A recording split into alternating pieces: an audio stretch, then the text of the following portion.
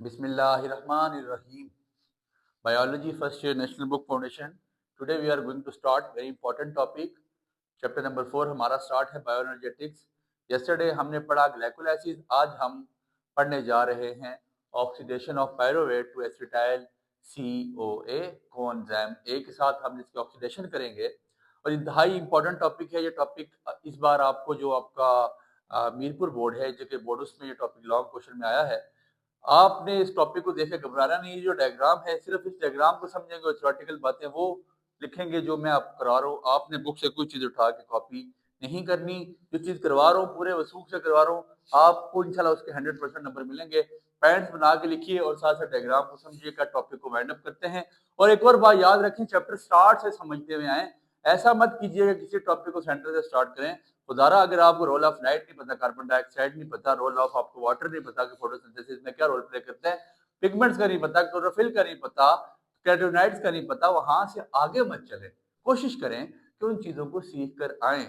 ठीक हो गया, फिर यहाँ तक पहुंचे। ग्लाइकोलाइसिस बहुत इंपॉर्टेंट टॉपिक है। फिर इसके बाद क्रब साइकिल, हम सिट्रिक एसिड साइकिल पढ़ेंगे, इंतहाई इंपॉर्टेंट टॉपिक है। तो इंशाल्लाह इन्हीं में से आपके पास टॉपिक लगेगा।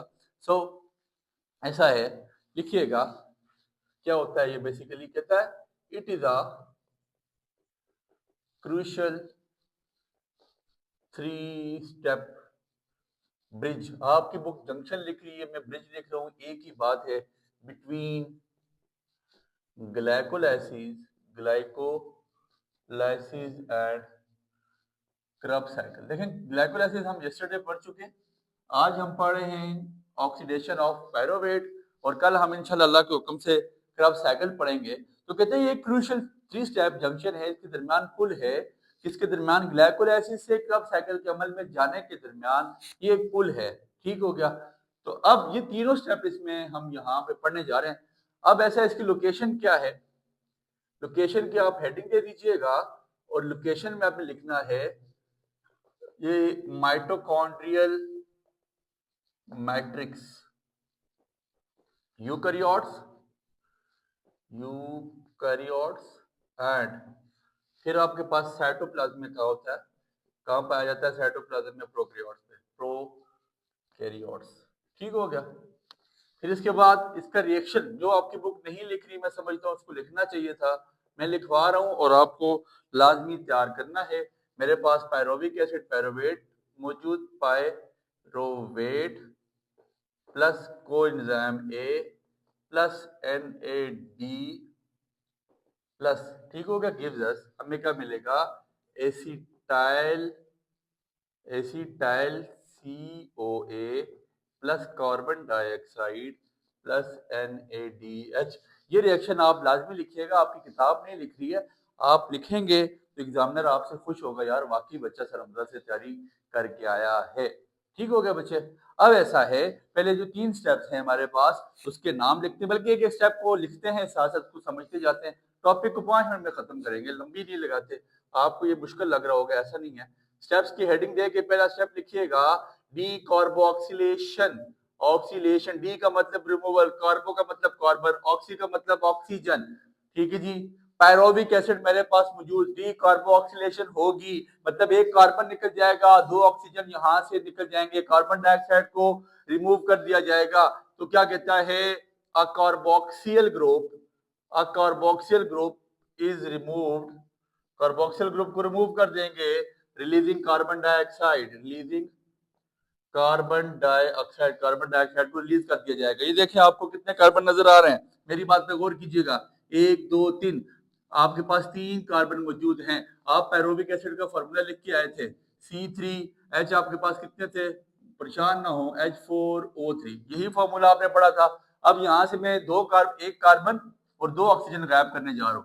ये पूरी चीज, जरा मेरी बात पे गौर करें, ये पूरी चीज जिसको मैंने ट्रायंगल बनाया इसको मैं रिमूव कर दूंगा यहाँ से। पैरोविक एसिड में से क्या हुआ, uh carboxyl group is removed releasing carbon dioxide, carbon dioxide को रिलीज किया, आपके पास क्या बन गई, एल्डिहाइड, जिसको हम एसिटाल्डिहाइड यहाँ पे लिख रहे हूँ। ठीक है, CH single bond C double bond O और आगे आपके पास आ गया H, it is called acetaldehyde. तो uh carboxyl group is removed releasing carbon dioxide. अगला काम, जो अगला स्टेप आपके पास क्या है, उसका नाम है ऑक्सीडेशन।